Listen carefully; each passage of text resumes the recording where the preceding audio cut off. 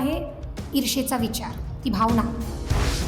मी हुशार आहे इनफ नाही आहे, मी हिच्यापेक्षा हुशार आहे हे जास्त मॅटर. प्रश्न विचारल्याशिवाय माणूस म्हणून असण्याचे चिन्ह पुढे येणार नाही, खुणा पुन्हा येणार नाही. उत्तर नाही मिळाले तरी चालतं, पण प्रश्न विचारण्याची सवय चालू द्यायची at the. UPSC Indian information सर्व्हिसेससाठी परीक्षा घेते, त्यामध्ये माझं सिलेक्शन झालं आहे. त्याआधी मी 8 वर्षापासून आकाशवाणीमध्ये कार्यक्रम अधिकारी आहे. ज्यावेळेस मी लागले तेव्हा माझं वय होतं 25 आणि मी तेव्हा मग महाराष्ट्रातनं पहिली आणि भारतातनं 82व्या क्रमांकाने उत्तीर्ण झाली होती. ती परीक्षा स्टाफ सिलेक्शनची होती.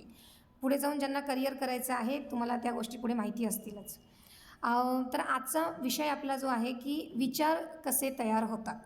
तर तुमच्यातून मला पहिले उत्तर येऊ द्या की व्हॉट डू यू फील जेव्हा तुम्ही आपण म्हणतो की हे माझे विचार आहे किंवा मला असं वाटतं. काय विचार तुमच्या डोक्यात काय येतं विचार म्हणजे? Anybody? Feel free to answer. म्हणजे त्याशिवाय संवाद होणार नाही, कारण मला भाषणं ठोकायची आवड नाही आहे, ठीक आहे. त्यामुळे भाषण मी देणार नाही. त्यामुळे तुम्ही सांगा मला की जेव्हा विचार म्हणतो तेव्हा आपल्या डोक्यामध्ये काय येतं? बोला बोला. चुकलं तरी चालेल, ओके. कारण काय आहे की मला असं फार अनकम्फर्टेबल होतं. आपण सगळे, तुम्ही सगळी जेन झी, माहिती आहे ना तुम्हाला, जेन झी म्हणतात तुमच्या पिढीला, जनरेशन झेड. तर माझी पिढी मिलेनियलची पिढी आहे. त्यामुळे हा जो संवाद माझ्याकडे आकाशवाणीमध्ये तुमच्यासारखी खूप मुलं येतात, छोटी मुलं पण येतात. तर 1 to 1 संवाद हा कधीही सोपा असतो एवढ्या मोठ्या लोकांसोबत संवाद करण्यापेक्षा. त्यामुळे तो जर संवाद आपल्याला करायचा असेल तर तुम्हाला पार्टिसिपेट करावं लागेल. तर सो पहिले मला सांगा की तुम्ही काय म्हणता जेव्हा विचार येतो असं मला वाटतं तुम्हाला, तेव्हा विचार म्हणजे काय तुमच्या डोक्यात येतं? काय आपल्याला पर्टिक्युलर काहीतरी वाटतं म्हणजे काय असतं एक्झॅक्टली? एनीबडी? किंवा कसे विचार येतात? कसे विचार सगळ्यांच्या मनात येतात. तुमचे विचार मी सांगू, तुम्हाला वाईट वाटेल मग मी तुम्ही काय विचार करता ते सांगू. I know everybody. मुलं आणि मुली कशा विचार करतात ते मला माहिती आहे, ओके. सो तुम्ही उत्तर देत नाही आहे. मध्ये जर तुम्हाला कोणाला असं वाटलं काही विचारावं किंवा आपलं इनपुट द्यावं तर तुम्ही मला इंटरप्ट करा, ओके. सो सगळ्यात पहिले आपल्याला 3 इडियट पिक्चर पाहिला आहे सगळ्यांनी, ओके. तर 3 इडियट पिक्चरमध्ये तो आमिर खानचं जे वाक्य असतं, ऑल इज वेल, ओके. तर तो काय म्हणतो ऑल इज वेलच्या मागे की आमच्या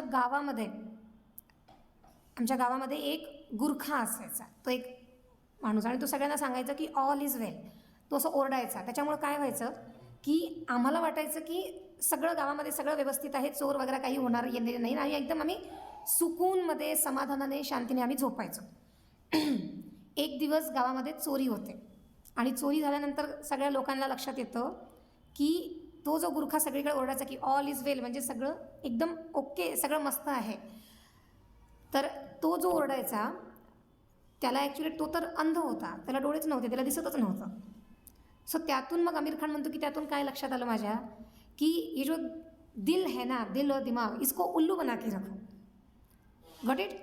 की त्याला तुम्ही कंट्रोल, त्याचा दुसरा अर्थ असतो की त्याला कंट्रोल करा, त्याला समजा, त्याला कंट्रोल करा, म्हणजे तुम्ही तुमच्या ज्या निगेटिव्ह भावना आहे त्यापासून तुम्ही दूर राहू शकता.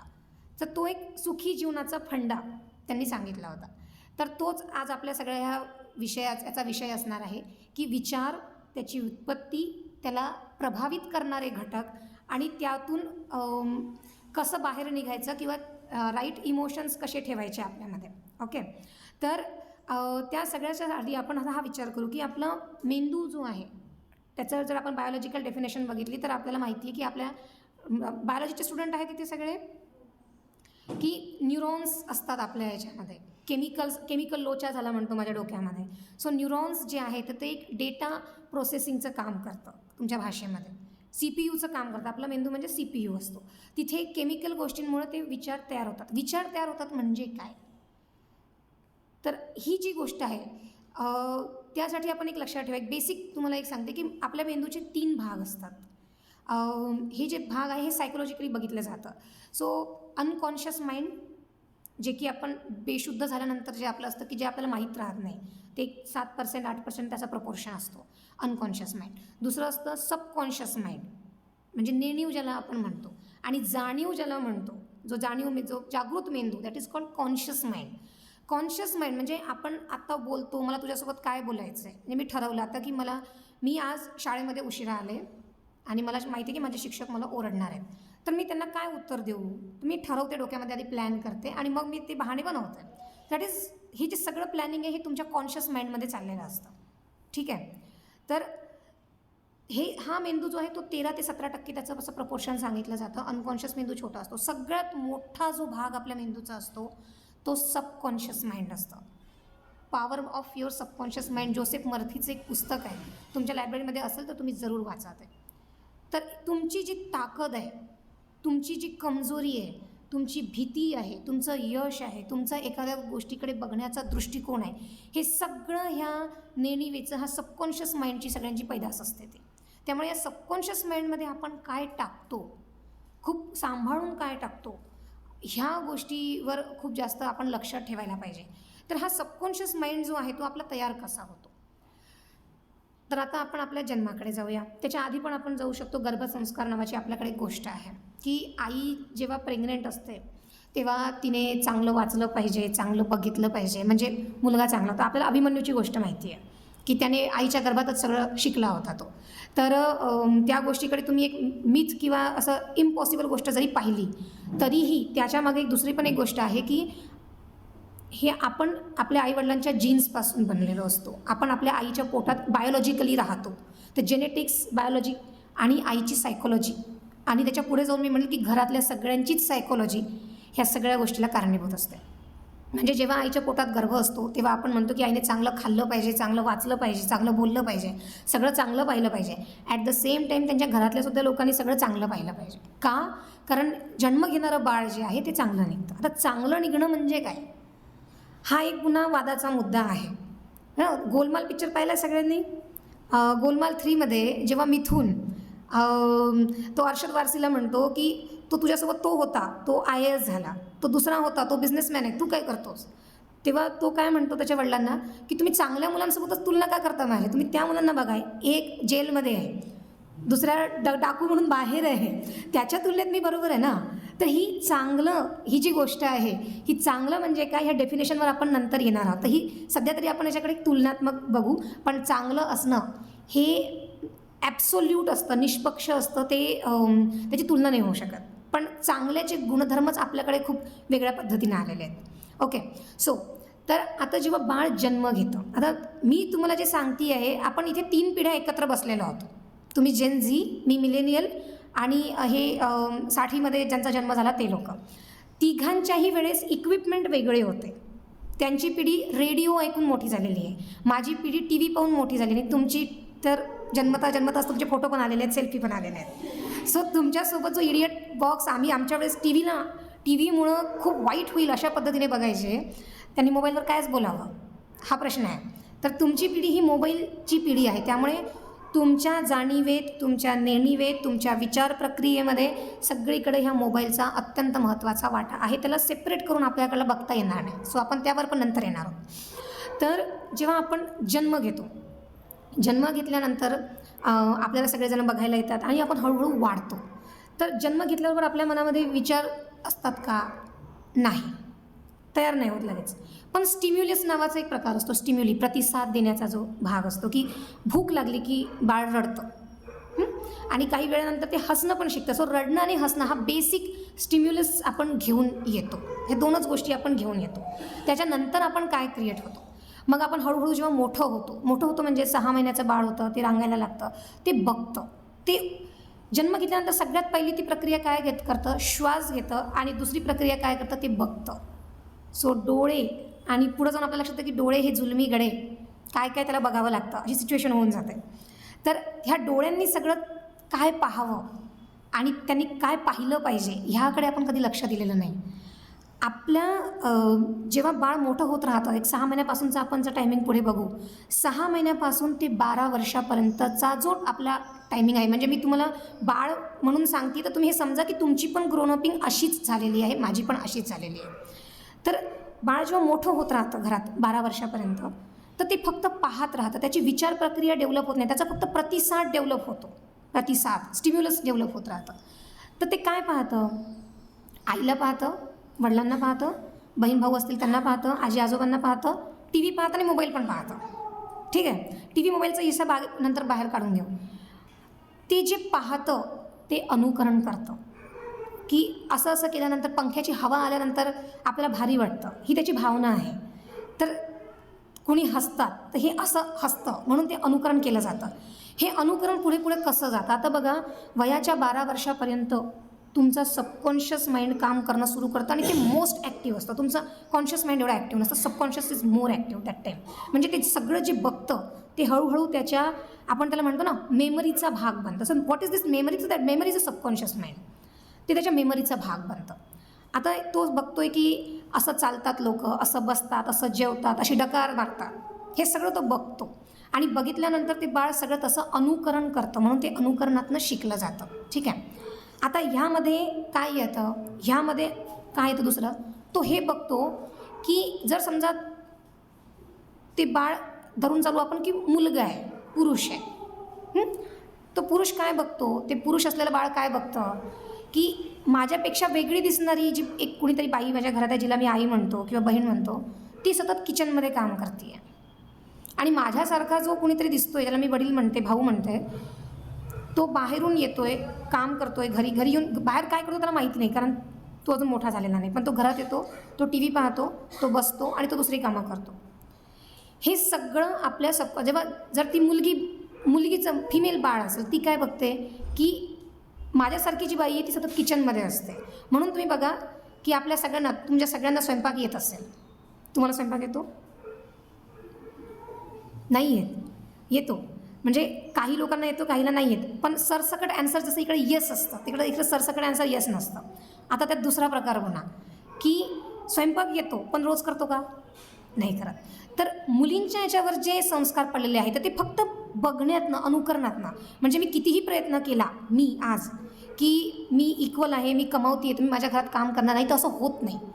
कारण मी जे माझ्या सबकॉन्शियसमध्ये मी बघत आलेले माझ्या आईला काम करताना, तर मी हळूहळू तसं तिच्यासारखीच, कारण दिसतं की तिचं शरीर आणि माझं शरीर सारखं आहे, तिचं आणि माझ्या कामं सारखे आहे.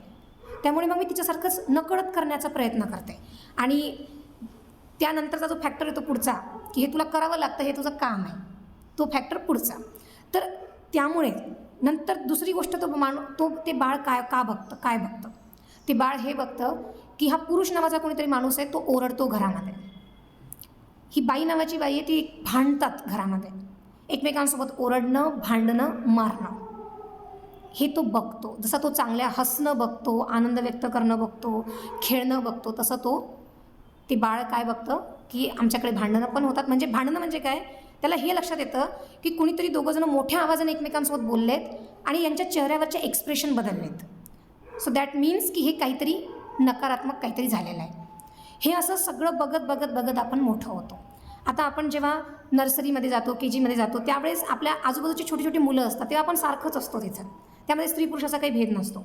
त्यानंतर आपण थोडंसं मोठं झालं की आपल्याकडे आजी आजोबा, आपण जेव्हा हे सगळं बघतो तेव्हा आपण आजी आजोबांना पण बघत असतो, ते कसं प्रतिसाद करतात, ते तुम्हाला काय काय म्हणून दाखवतात, काय काय बोलतात, ह्या सगळ्या गोष्टी. मग आपण शाळेत जातो आणि आपल्यासारख्याच मैत्रिणी आपल्याला भेटतात, तर त्या काय बोलतात, त्या काय विचार करतात, त्याचा तुमच्यावर परिणाम पडतो. आणि त्यानंतर समाज. तर ह्या समाजाने जसं मी म्हणते की बाईची आणि पुरुषांची कामं जशी वाटून दिलेली आहे, हे सांगण्याची आणि शिकवण्याची गरज नाही आहे आपल्याकडे. असं म्हणतात ना की बाई घडवली जाते, हे घडवण्याची प्रक्रिया 10-12 वर्षानंतर सुरू होते. पण ती बाई जी आहे ती जन्म घेताच ती मुलगी ज्या पद्धतीने सगळ्या गोष्टी बघते. म्हणजे तुम्ही बघत असाल आपल्याला बाहेर दिसतात मुलं, रस्त्यावर भीक मागणारी मुलं, छोटीशी मुलगी असते, तिच्या कडेवर पण एक बाळ असतं, ती आपल्या छोट्या बाळाला बघत असते. तर ह्या सगळ्या गोष्टी अनुकरणातनं येतात. आणि आपण जे आपल्या सगळ्यांच्याच घरामध्ये आरडाओरड बघितलेली आहे, याचा परिणाम काय होतो, जेव्हा आपण परीक्षा पास करतो आणि जेव्हा आपण बाहेर जातो, आपण कुठे अधिकारी म्हणून लागतो, तर आपल्याला असं वाटतं की ओरडणं हे पॉवरचं लक्षण आहे. मी माझ्या खालच्या अधिकाऱ्याला किंवा खालच्या लोकांना किंवा विद्यार्थ्यांना ओरडून सांगणं, त्याला शिवी देणं, हे सामर्थ्याचं लक्षण आहे आणि हा आपला संस्कार आहे. म्हणून तुम्हाला एक सांगते की भारताचं कॉर्पोरेट जग आणि कॉर्पोरेट म्हणजे बिझनेस फील्ड, प्रायव्हेट ठिकाणी, आणि अमेरिकन आणि युरोपियनचं जे कल्चर आहे ते एकदम वेगळं आहे. तिथं ओरडून बोलणं, तुम्ही नवरा बायकोला पण ओरडू शकत नाही, भाऊ बहिणीला पण ओरडू शकत नाही. That is a criminal offence, तुमच्यावर गुन्हा दाखल होतो. कारण हे बेसिक मॅनरिझम आहे, that you are not suppose to shout. तुम्हाला जे बोलायचं आहे ते तुम्ही शांत निवांत पद्धतीने सांगा, पण आरडाओरड केल्याशिवाय आपल्याकडे होत नाही. त्यानंतर दुसरं आपण काय बघतो की घरात पाहुणे येतात खूप सारे. घरात पाहुणे आले की आपली आई काम करते आणि त्या मुलीला तिची नुसतीच शाळेतून आलेली असते, दप्तर टाकलेलं असतं तिने, तिला म्हणते ये ये ये मला काम मदत करू लाग. नुकताच जो मुलगा शाळेत आलेला असतो तो म्हणतो की आई मी खेळायला चाललो. हां ठीक आहे तू सांग, तू इकडे ये, तू आम्हाला मदत करू लाग. होतं तुमच्यासोबत? हां होतं, येस. तर त्यातून आपल्याला काय कळतं, आणि घरामध्ये पाहुणे आले विशेष म्हणजे, तर मुलींनी आणि आयांनी हॉलमध्ये जायचं नाही, आपण आतमध्येच राहायचं. त्यातून आपल्याला काय होतं की ऑफिसमध्ये, म्हणजे मी तुम्हाला माझ्या अनुभवातून सांगते की ऑफिसमध्ये जेव्हा 4 पुरुष बसलेले असतात तेव्हा तुमच्या अंडरमध्ये जी काम करणारी स्त्री आहे ती जर बसून असेल तर ती सहज उठून निघून जाते. तर हे जे ऑफिसचं वर्तन आहे हे आपल्या घरातून आलेलं वर्तन असतं की आपल्याकडे पाहुणे आले म्हणजे 4 चौघांसारखं आपली आई किंवा आपल्या बहिणी त्यांच्यामध्ये बसत नाही, मिसळत नाही आणि बोलत नाही. सो हे सबकॉन्शियस माइंड, म्हणजे आपण जे अनुकरणातून फक्त बघतो त्या सगळ्या गोष्टी आपल्या पूर्ण आयुष्यभर सोबत असतात. आणि म्हणून सबकॉन्शियस म्हणतात की power of your subconscious mind हे का एवढं मॅटर करतं, तर ते ह्यासाठी मॅटर करतं. आणि हे जे 12 वर्षापर्यंत आपण जे सगळं बघतो, जे सगळं वाचतो आणि जे आपल्या कानावर पडतं, कारण वाचन फार कमी असतं ह्या वयामध्ये, पण रिसेप्शनची पॉवर खूप जास्त असते, त्या सगळ्या गोष्टी आपल्या पुढच्या आयुष्यावर खूप जास्त परिणाम करतात, ज्याच्याबद्दल आपण बोलणार आहोत. आता मी तुम्हाला म्हटलं की पालक आणि समाज कसा काम करतो आपल्यावर, पालक काय सांगतात हे सगळं सांगतात. त्यानंतर आपली शाळा, शाळेमध्ये आपले शिक्षक आपण तुम्ही बघा की एक वेळ असं येतं, विशेषतः प्राथमिक शाळेमध्ये अशी वेळ येते की आपल्याला आईवडिलांपेक्षा सुद्धा आपली शिक्षिका खूप आवडते, आपला शिक्षक खूप आवडतो, कारण तो तुम्हाला काहीतरी वेगळं सांगत असतो. तुम्ही त्या घराच्या सेटअपच्या बाहेर निघत असता. जेव्हा तुम्ही कॉलेजमध्ये जाता, 11वी-12वीचं वय विशेष म्हणजे हे वय ते असतं की जेव्हा तुमची शारीरिक वाढ होत असते आणि त्यावेळेस तुम्हाला आपला शिक्षक, विशेषतः आपला शिक्षक खूप जास्त चांगला वाटतो. पण कोणता शिक्षक? जो चांगलं शिकवतो. अशी कुठली मुलगी तुम्हाला भेटणार नाही की जो माणूस शिक्षक अजिबात चांगला शिकवत नाही आणि ती फक्त दिसायला खूप छान आहे म्हणून ती मुलगी म्हणेल की हां आमचे शिक्षक खूप छान आहे. असं कधी होत नाही. जो शिक्षक उत्तम शिकवतो तिला तो सुंदर वाटायला लागतो. सो अल्टिमेटली ही काय आहे? ही विचारांची प्रक्रिया आहे की तुमचे विचार कसे काम करतात यावर सगळ्या गोष्टी मॅटर करतात. तर शाळा आणि आपण एक म्हणू की आपलं सगळं कॉन्शियस माइंड आणि सबकॉन्शियस माइंड हे 18 वर्षापर्यंत, आपलं 12पर्यंत आपलं सबकॉन्शियस माइंड रेडी असतं आणि त्यानंतर आपलं अनकॉन्शियस माइंड, कॉन्शियस माइंड आपलं काम करायला सुरुवात करते. त्यामुळे शाळेमध्ये आपल्याला काय शिकवलं जातं ह्या गोष्टी खूप मॅटर करतात. आता काय होतं ह्यामध्ये, एखाद्या मुलीला 90% मार्क्स मिळालेले आहेत, ती येते आपल्या आईवडिलांना दाखवते मला 90% मार्क्स मिळालेले आहे. आईवडील खुश. आता ती सांगते माझ्या शेजारची जी मुलगी तिला 92% मिळाले. आता आईवडिलांचा चेहरा कसा असतो? गेस करा. सो आपल्याकडे तुलना जी आहे ही आपण लहानपणापासून शिकतो की मला काय मिळालं याच्यात मी समाधानी नाही राहायचं, तुला दुसऱ्यांपेक्षा जास्त काय मिळतं त्यावर माझं यश डिपेंड आहे. म्हणून म्हटलं ना की चांगल्याची जी व्याख्या आपल्या घरात कधीच केली जात नाही, आपल्या घरात तुलनेची व्याख्या केली जाते की तू कमवला ना तो अर्शद वारसी की चांगल्या मुलासोबत तुलना कशाला करता, वाईट मुलासोबत पण तुलना करा ना. तर ही तुलना की आपली मुलगी, आपला मुलगा हा माणूस म्हणून कसा आहे, माणूस म्हणून त्याला कसं घडवलेलं आहे. आपल्या घरामध्ये आपण जेव्हा ग्रोनअप होत होतो बघा, तुम्ही 10 वर्ष 12 वर्षाचं असताना तुम्ही आठवू शकता आपल्याला कधी आपल्या आईवडिलांनी बसवून सांगितलेलं आहे याला प्रामाणिकपणा म्हणतात, ह्याला चोरी म्हणतात, याला सत्य बोलणं म्हणतात, याला दुसऱ्यांची सेवा करणं म्हणतात, याला मदत करणं म्हणतात. हे कोणी सांगितलं आहे? कुणीही सांगत नाही. फक्त आपल्या घरात जर आजी आजोबा असले तर ते आपल्याला गोष्टी ऐकवतात आणि त्या गोष्टींमधून आपलं प्रबोधन होतं. तर आता तर आजी आजोबा इथे कन्नड असल्यामुळे इथे असतील, तरी शहरामध्ये नाही आहे. तर ह्या ज्या गोष्टी आहेत ज्या आपण जे म्हटलं की जे चांगल्याची जी डेफिनेशन आहे ती ही आहे. तसं घडवतात का? नाही. पुन्हा 3 इडियटकडे जाते. जन्मल्याबरोबर डिसाईड झालेलं असतं इंजिनियर, डॉक्टर, वकील सगळं ठरलेलं असतं आमचं. तो जो एक नवीन जीव येतोय, जो जन्म घेतो, तुम्हाला माहिती आहे आपण किती स्वतंत्र असतो. आपण स्वतंत्रतेची व्याख्या पाहिली आहे का कधी आपली? आणि आपण कुणालाच फोर्स करू शकत नाही, पण आपण अनुकरणातनं आपण शिकतो, पण आपण शिकत असतो ह्या गोष्टीची जाणीव कुणाला नाही आहे. आपण जेव्हा जन्म घेतल्यानंतर भूक लागते, आपण ओरडतो. पहिला अधिकार आपण तिथं एस्टॅब्लिश करतो, आपण ओरडतो, रडतो. आई आपल्याला दूध पाजते. पोट भरल्यानंतर तिने कितीही जोराने आपल्याला तिच्या स्तनाजवळ दाबलं आणि दूध पे म्हटलं तर आपण ते एक दिवसाचं जे बाळ आहे त्याचंसुद्धा पोट भरल्यानंतर तो दूध पित नाही आणि ते स्वतःचं तोंड काढून घेतं. दॅट मीन्स की तुम्ही कुणाला काहीच फोर्स करू शकत नाही. तुम्ही जन्मतः स्वतंत्र असता. ही जी कल्पना आहे ती तुमच्या जन्मला सुरू होते. तुमचं दुखलं की ओरडणं आणि पोट भरलं की नाही म्हणणं, ह्या गोष्टी तुमच्या जन्मतः सुरू होतात.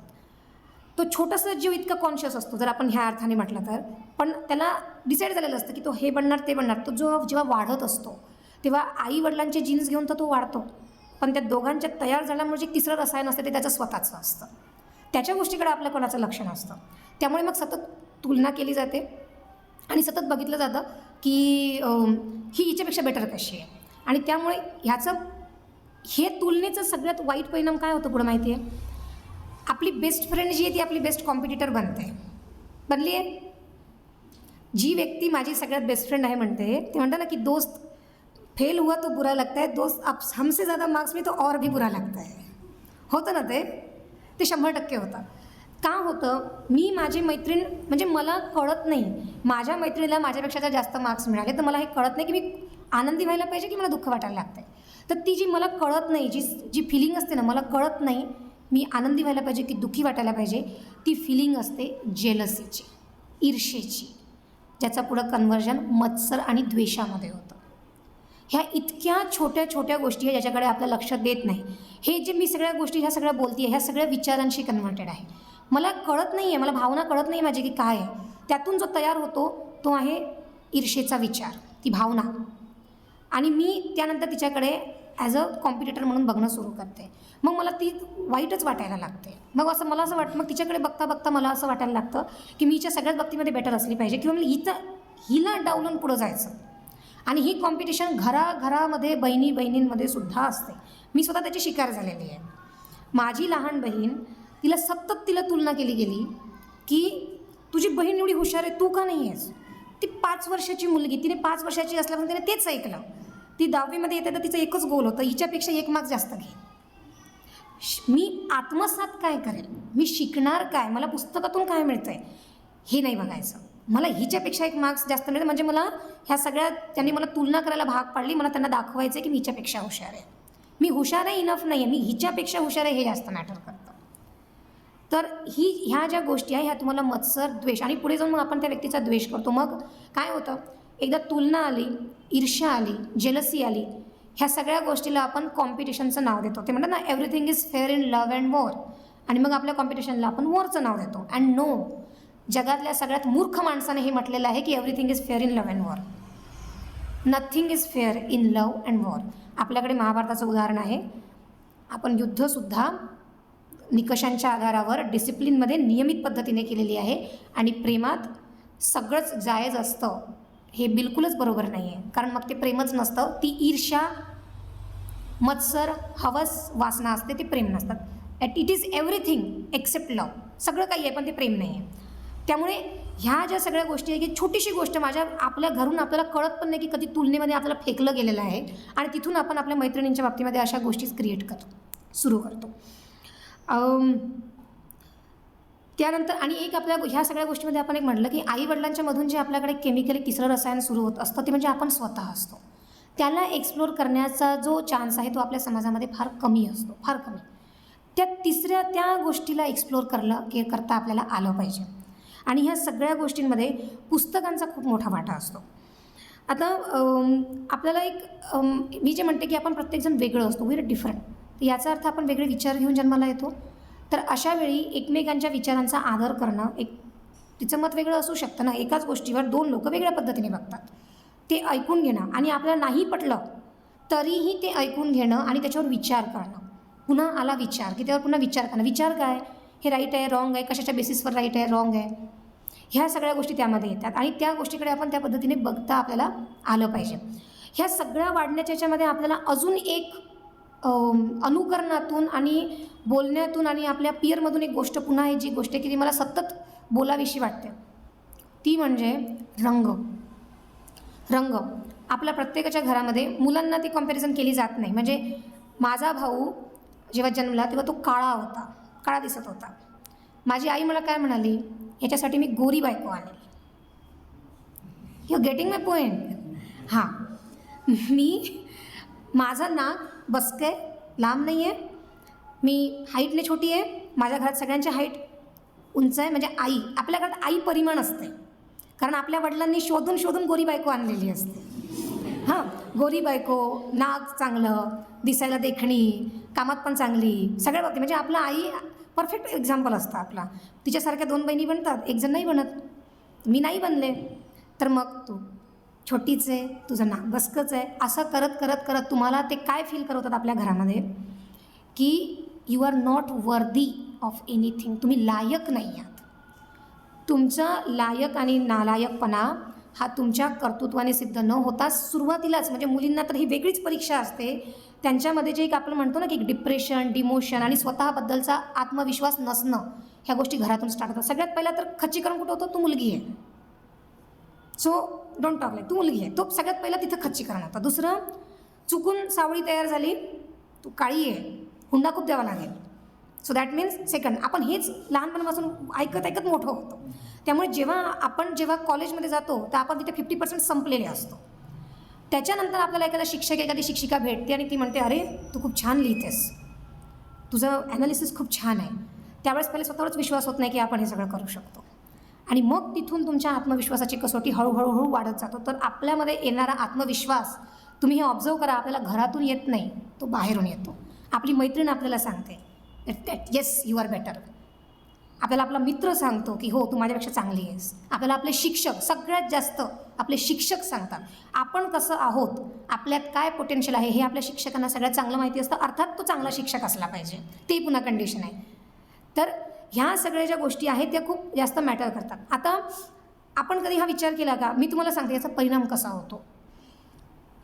माझा भाऊ, मी तुम्हाला म्हटलं की तो काळा, माझी एक बहीण सावळी, त्याच्यामुळे ती तुलनेने त्याच्यापेक्षा गोरी आहे.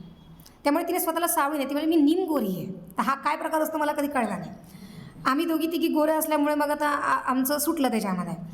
तर माझ्या भावाला माझ्या दोन्ही बहिणींनी तो 7वी 8वी मध्ये असेपर्यंत कॉन्स्टंटली सांगितलं की तू काळा आहेस, तू चांगला दिसत नाही. म्हणजे आपल्याकडे पुन्हा सुंदरतेची व्याख्या आपण काय केली, गोरी आहे. आता मी तुम्हाला सांगते की ह्या माझ्या भावावर मी नंतर येईल, त्याचा परिणाम काय होतो ते मी तुम्हाला नंतर सांगते. पण ही जी भावना की गोरं असणं चांगलं असतं, गोरं असणं सुंदर असतं, हा जो विचार आहे, ही भावना नाही आहे, हा विचार आहे. हा विचार कुठून आला? त्यासाठी आपल्याला 3000 वर्ष आधी जावं लागेल, जेव्हा आर्यांनी भारतामध्ये एंट्री केली. सिंधू संस्कृतीचे, माहिती आहे तुम्हाला सगळ्यांना, हरप्पा, मोहेंजोदडो, सिंधू संस्कृतीचे लोक गोरे नव्हते. So that is a proven fact. गोरं कोण होतं? गोरं होतं आर्य. आता आर्य गोरे कसे होते? आर्य कोणत्या प्रदेशातून आले होते? आपल्याला माहिती आहे, बॉडीमध्ये मेलॅनिन तयार होतं, त्यामुळे काळा आणि गोऱ्या रंगाचा भेद असतो. जिथे ते आर्टिक प्रदेशातून ते आले होते, सायबेरियातून ते आले होते, जो माणूस सगळ्यात पहिले पृथ्वीवर जन्म घेतला तो कोणत्या रंगाचा होता? तुम्हाला बायोलॉजी शिकवलेलं आहे, त्याचा रंग होता काळा, कुट्ट. आफ्रिका खंडामध्ये जन्म घेतलेला आहे त्याने, ठीक आहे. तर त्यानंतर जसे तो उत्क्रांत होत गेला आणि तो मायग्रेट होत गेला आणि तो उत्तर ध्रुवावर गेला. उत्तर ध्रुवामध्ये सूर्यकिरणं किती येतात? 6 महिने येतात. त्यांच्या शरीरामध्ये मेलॅनिन तयारच होत नाही. त्यांना, त्या गोऱ्या लोकांना विचारा त्यांचे प्रॉब्लेम्स काय आहे, त्यांच्या रंगाचे. त्यांना थोडंसं ऊन लागलं की कॅन्सर होतो त्यांना. त्यांचे दात गोरे नसतात, हे आपल्याला कोणी सांगितलं नाही, पिवळे असतात, ज्याला आपल्याकडे दात घासले नसलं म्हणतात. आणि त्यामुळे युरोपामध्ये सगळ्या गोष्टीचा विमा निघतो, मेडिकल विमा, पण दातांचा विमा निघत नाही, कारण तिथले सगळे लोक दाताच्या दवाखान्यामध्ये पैसे घालून घालून परेशान आहेत. ते आपण बघणार नाही. ओके. सो आर्य पहिले आले. आर्य गोऱ्या रंगाचे होते, कारण ते अशा प्रदेशातून आले होते जिथं ऊन पडत नाही. ओके. ते आपल्याकडे आले. इथल्या ज्या लोकल वस्त्या होत्या, आपण एका शांतीमध्ये जगणारे आपण लोक होतो. आपल्याला युद्ध माहिती नव्हतं. का माहीत नव्हतं? कारण आपण नद्यांच्या सुपीक प्रदेशामध्ये जगत होतो. सगळेच खात होते, उरत होतं. त्याच्यामुळे काय, तुम्ही पण या, तुम्ही पण खा. जिथे साधन समृद्धी असते तिथं लढवय्या भाग येत नाही. जिथे ऊन पडत नाही तिथे दुष्काळच असतो, ज्याला आपण थंडा दुष्काळ म्हणतो, कोल्ड डेझर्ट. त्यामुळे तिथं तुम्हाला एकमेकांना शिकार केल्याशिवाय, एकमेकांची संख्या कमी केल्याशिवाय तुमचं सस्टेनन्स होत नाही. म्हणून तिथे तुम्हाला मारून पुढं जावं लागतं.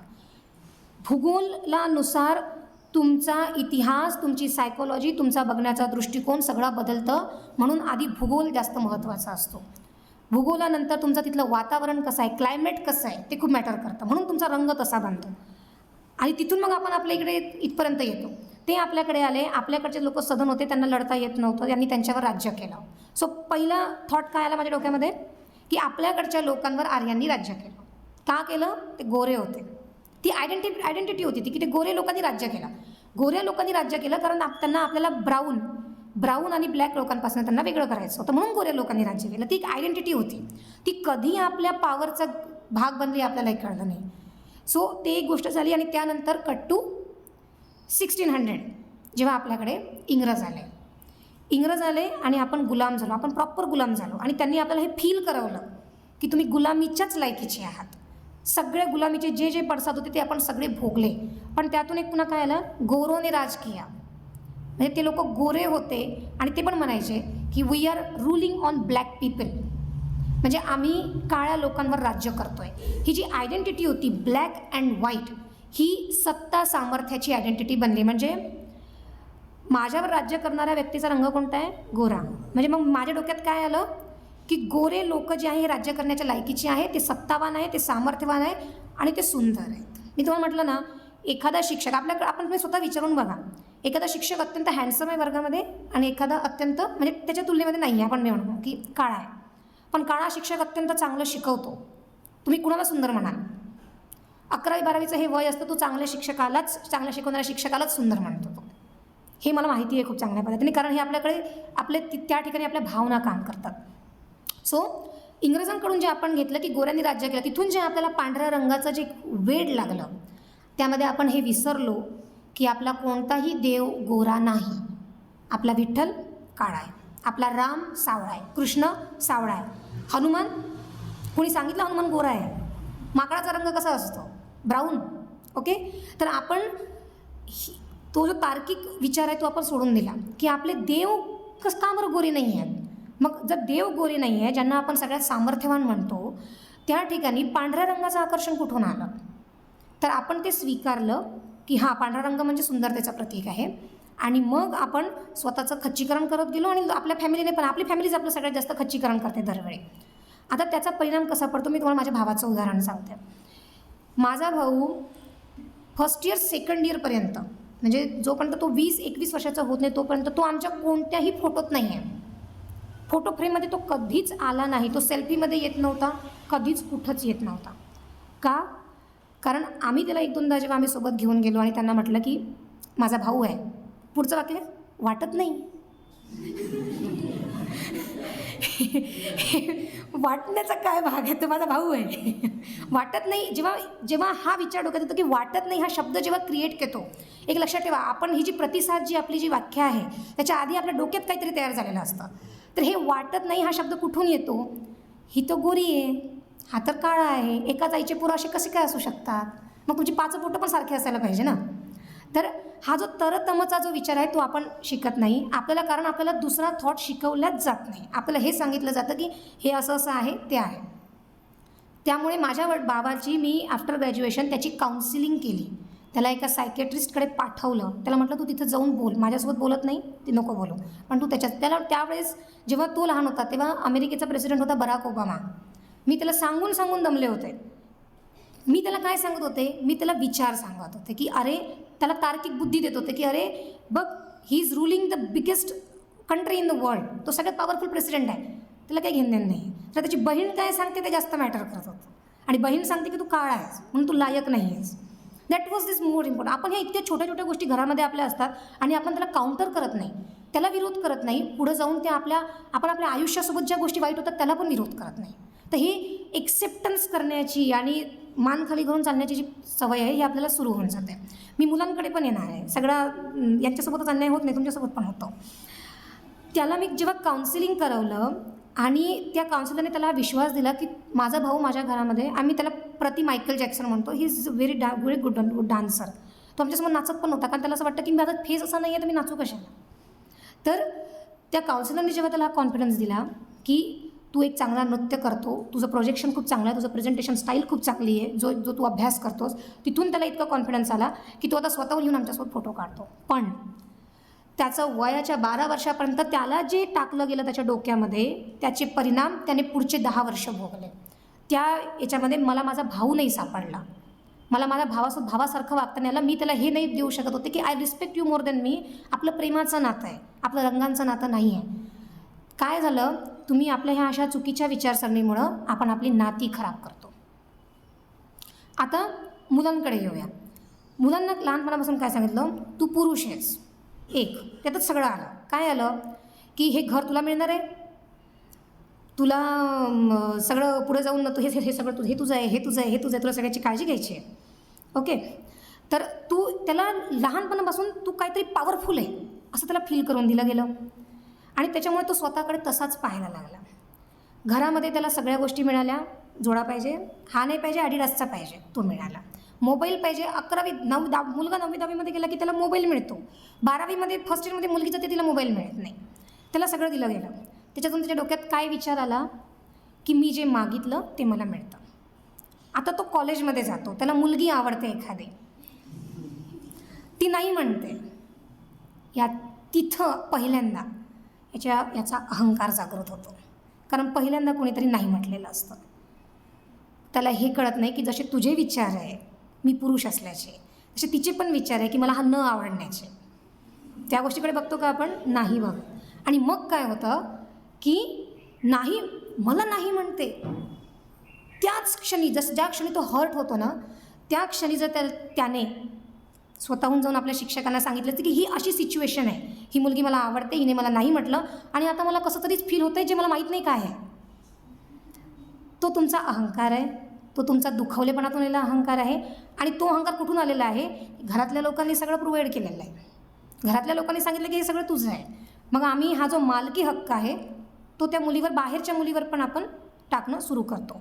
आणि त्याचा परिणाम पुढे जाऊन मत्सर, द्वेष, ईर्ष्या इतकी होते की आम्ही त्या मुलीला मारून टाकण्याचा, ॲसिड हल्ले करण्याचा इथपर्यंत त्या गोष्टी आहेत. कधी बघितलं की एखाद्या मुलाने नाही म्हटलं आहे. आजकाल मुली प्रपोज करतात, राईट. एखाद्या मुलाने सांगितलं नाही मला तू नाही आवडत, तर त्या मुलीने जाऊन त्याला ॲसिड हल्ला केलेला आहे. ऐकलं कधी तुम्ही की त्याने चाकू भोकसलेला आहे? नाही.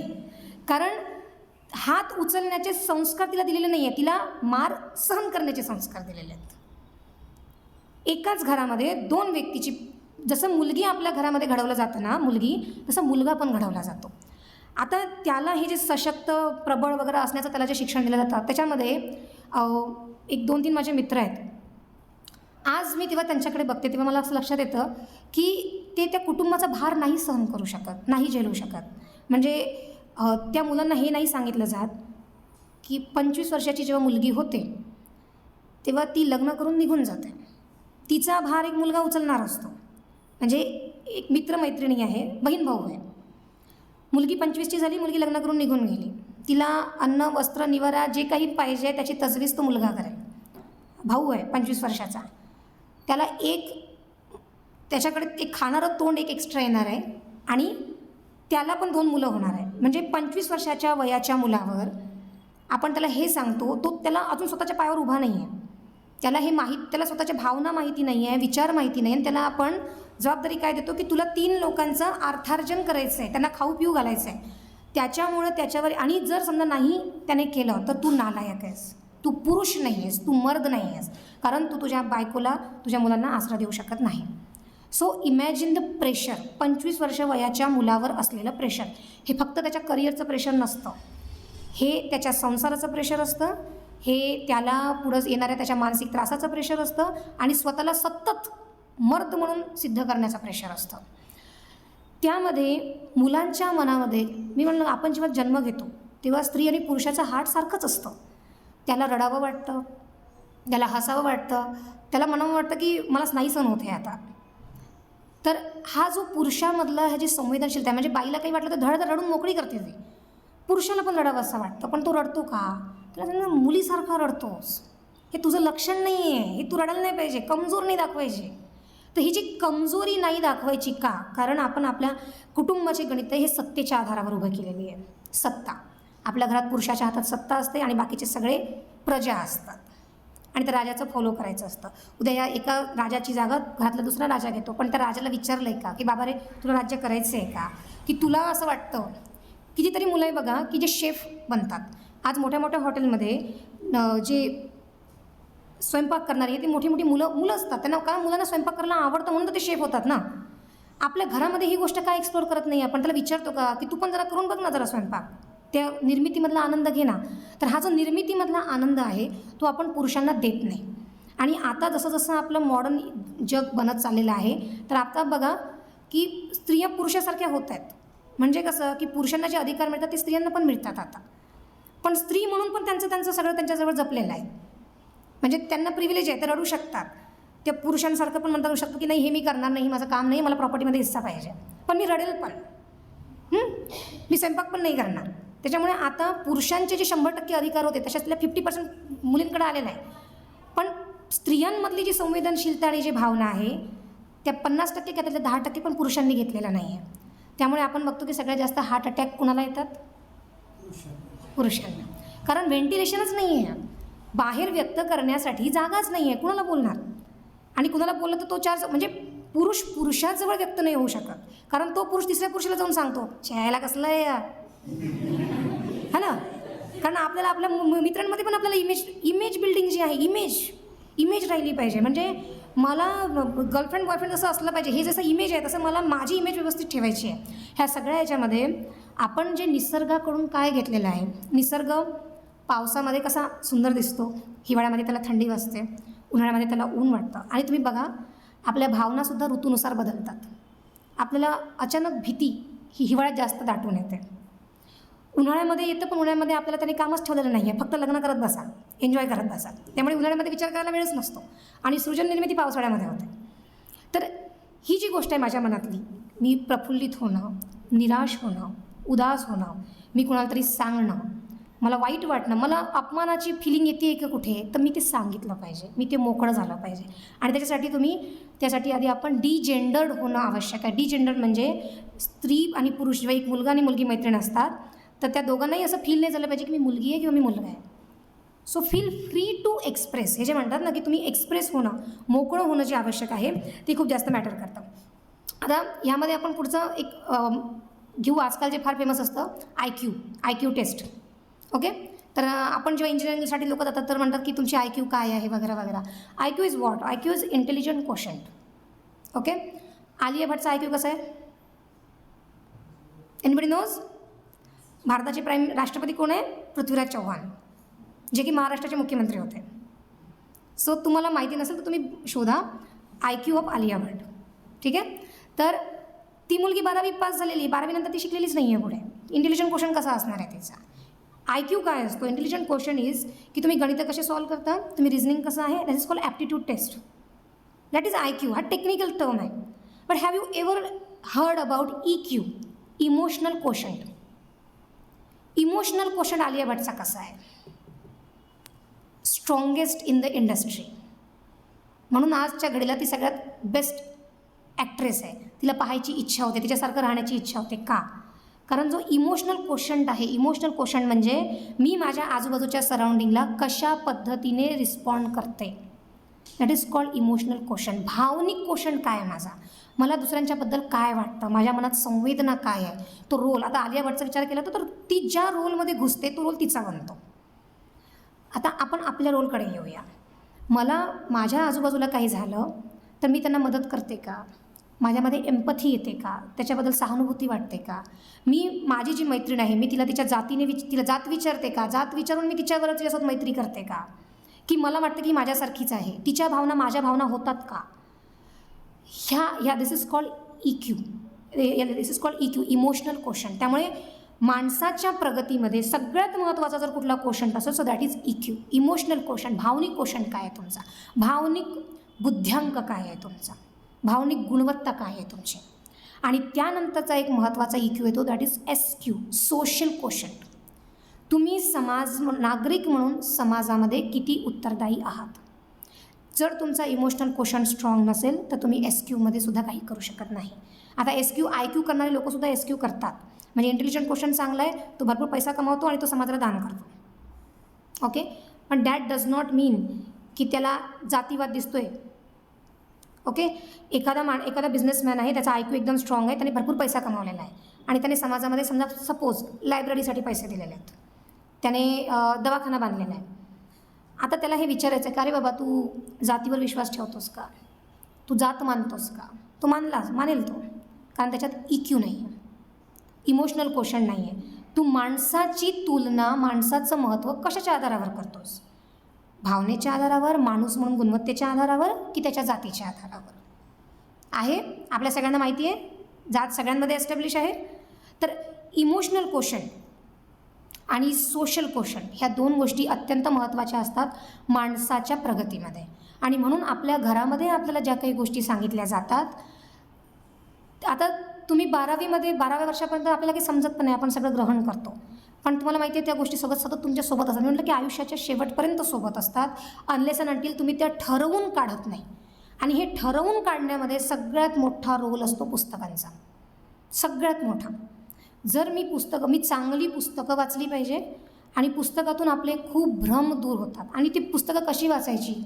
यायचं 6 ते 11 बसायचं लायब्ररीमध्ये आणि मला यातून काही अंडरलाईन करायचं असं नसतं. You have to feel it. जे वाचतोय ते उभं करा डोळ्यांच्या समोर, स्वतःला तिथं ठेवा, अँड देन हा तुमचा जो इमोशनल क्वोशंट आहे हा बळकट होईल.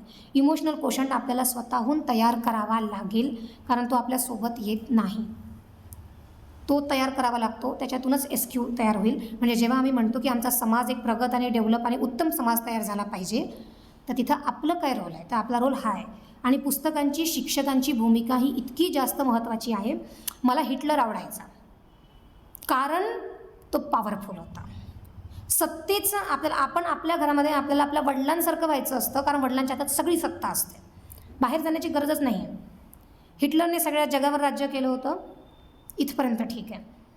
पण हिटलरने 45 लाख लोकांना गॅस चेंबरमध्ये घुसून मारलं आणि भयानक पद्धतीने मारलं. ह्या गोष्टीचा आपण विचार नाही केला, कारण आपल्याजवळ ते येतच नाही. तर EQ जेव्हा डेव्हलप होतो तेव्हा आपल्यासमोर हा प्रश्न तयार होतो की जगावर राज्य करणाराला मी मोठं त्याला म्हणायचं का, ज्याने 45 लोकांना मारले, 45 लाख लोकांची हत्या केलेली आहे, मी त्याला मोठं म्हणायचं का? हे जेव्हा मी नाझी जर्मनी नावाचं एक मला वाटतं कानेटकरांचं पुस्तक आहे ना, ते पुस्तक जेव्हा मी वाचलं त्यानंतर माझा तो भ्रम दूर झाला की नाही, हिंसा मोठी असू शकत नाही. आणि जेव्हा माझ्यातला हिटलर संपला तेव्हा माझ्यातला गांधी आला. माझे लहानपणापासून जे सगळे शिक्षक हे गांधीवादी होते. मी वर्ध्यामध्ये आहे, आम्हाला गीताई, विनोबा भावे यांच्याच सामध्ये आम्ही राहिलो, पण आम्ही कधी गांधीवादी नाही झालो, कारण आम्हाला हिटलरचं वेळ होतं, कारण सत्तेचं वेळ आहे. महात्मा गांधी प्राईम मिनिस्टर कुठं बनले? त्यांनी तर म्हटलं त्यांनी मारलं तर तुम्ही पण त्यांना सहन करा. ते फिलॉसॉफी आपल्याला कधी समजली नाही, म्हणून आपण काय म्हणतो, मजबुरी का नाम, येस, हत्यारे का नाम हिटलर म्हणतो का? नाही म्हणत, कारण आपला बघण्याचा दृष्टिकोनच वेगळा आहे. आपल्याला समजत नाही, आपल्याला हे माहीत नसतं, आपण हे सत्तेच्या गणितातनं बघतो, जी सत्ता आपण आपल्या घरात बघतो. त्यामुळे तेव्हा लक्षात येतं की हिंसा करणं, मग ती भावनिक असो, मग जेव्हा आपण भावनिक हिंसा म्हणतो तेव्हा येतो नो मीन्स नो. पुढच्या व्यक्तीने जर नाही म्हटलेलं आहे तर आपण त्याचा रिस्पेक्ट केला पाहिजे आणि पुढं गेलो पाहिजे. मग तो नो तुम्हाला घरात बायकोकडून ऐका, बाहेर प्रेयसीकडून ऐका, किंवा मैत्रिणीकडून ऐका, किंवा रस्त्याच्या कुठल्याही व्यक्तीकडून ऐका. तर ही जी गोष्ट आहे की आपल्याला हळूहळू पुस्तकातून आपल्याला हळूहळू गोष्टी माहिती पडतात. म्हणजे आज मी तुमच्यासोबत जे सगळं बोलते आहे हा माझ्या अनुभवाचा, माझ्या शिक्षकांचा आणि माझ्या पुस्तकांचाच वाटा आहे. मी स्वतः काहीही बोलत नाही आहे. आपण एक लक्षात ठेवा की असं म्हणतात की सगळ्यात सुंदर पुरुष कोण असतो? जो उत्क्रांत होत जातो. तर हे सगळ्यांनाच लागू पडतं. सगळ्यात सुंदर माणसं कोण असतात की जी उत्क्रांत होत जातात? उत्क्रांत होणं एक लक्षात ठेवा. डायनामाईटचा शोध लागला, तिथून ॲटम बॉम्बचा शोध लागला. ही उत्क्रांती याला म्हणू शकत नाही. का? Because this evolution comes with destruction.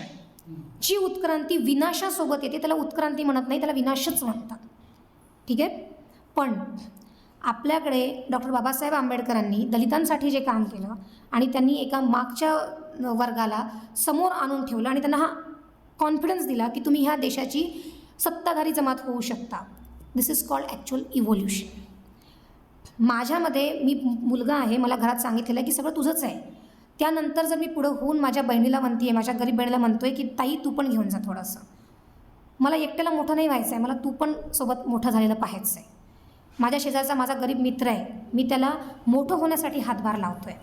That is what evolution. मला माझी मैत्रीण आवडती आहे, पण तिने नाही म्हटलं तर मी त्याचा रिस्पेक्ट करतो आहे. That is what evolution.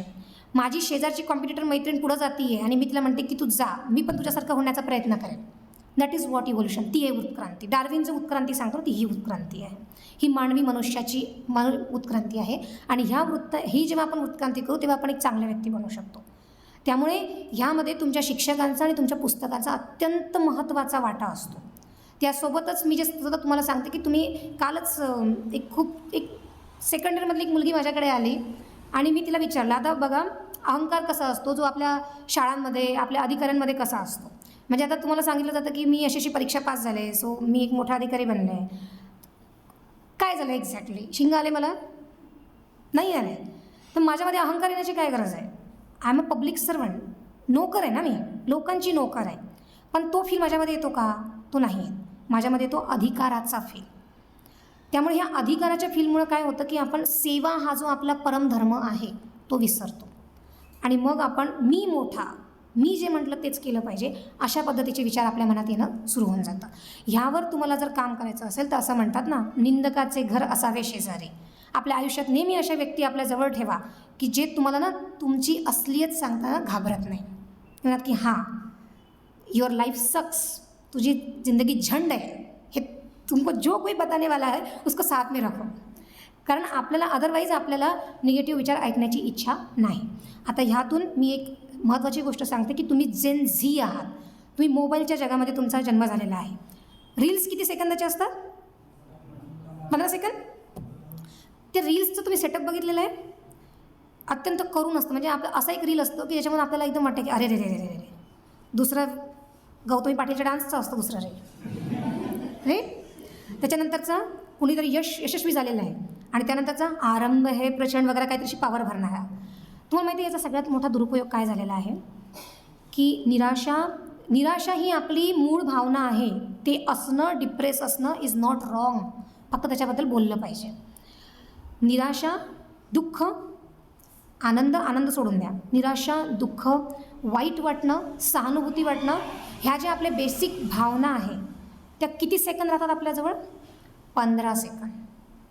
15 second. म्हणजे असं होतं की घरामध्ये कोणीतरी मरतं आणि त्याचं प्रेत जळायला गेलं की आपण काहीतरी इनपुट करत असतो फेसबुकवर, सोशल मीडियावर, तो लाईक करत असतो.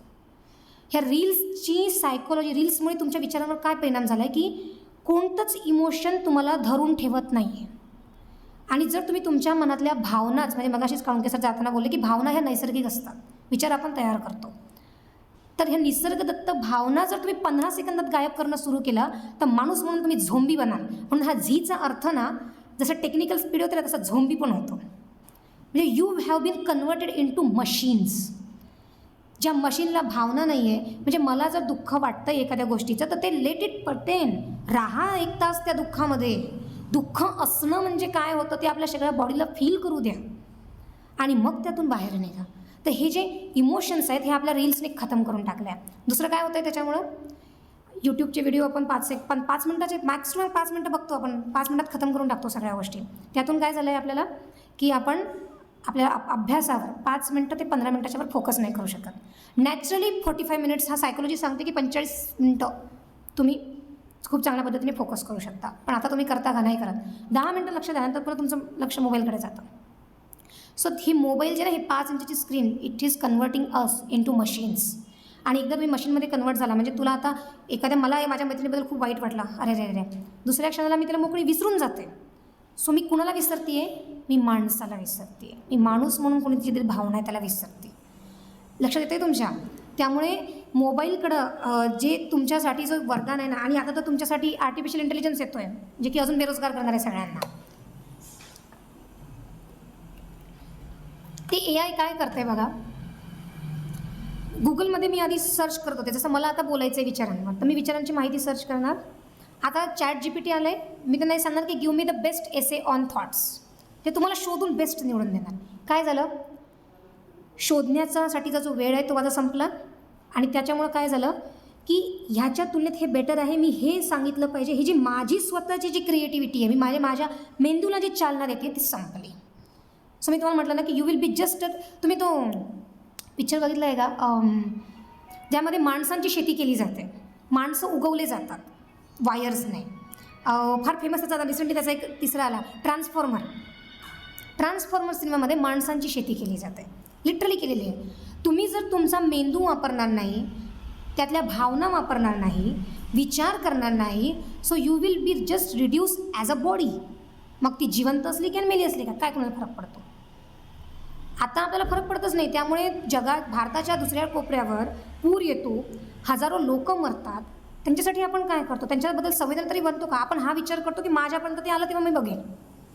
तर ही जी आपल्यामधली हळूहळू विचार संपवणं आणि त्याच्यानंतर भावना संपवण्याची जी प्रक्रिया ह्या इडियट बॉक्समधून होती आहे, त्याला जर तुम्हाला विरोध करायचा असेल, त्याला थांबवायचं असेल आणि त्याला फिल्टर करायचं असेल, तर त्यासाठी तुम्हाला पुस्तकं खूप जास्त महत्त्वाची आहेत आणि चांगल्या पुस्तकाकडे तुम्हाला चांगला शिक्षकच घेऊन जाऊ शकतो.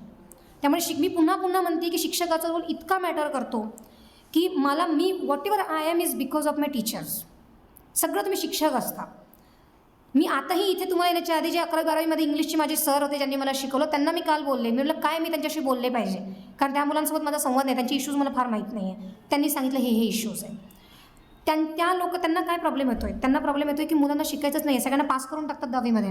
11वी-12वीमध्ये जेव्हा येतो त्याला तर बेसिक इंग्लिश माहीत नसतं. ज्याला बेसिक इंग्लिश माहिती नाही आहे तो इंग्लिशची पुस्तकं कसं काय वाचणार? इंग्लिश सोडा, मराठी वाचता येत नाही. पण मला हे वाचता येत नाही तर मी हे केलं पाहिजे.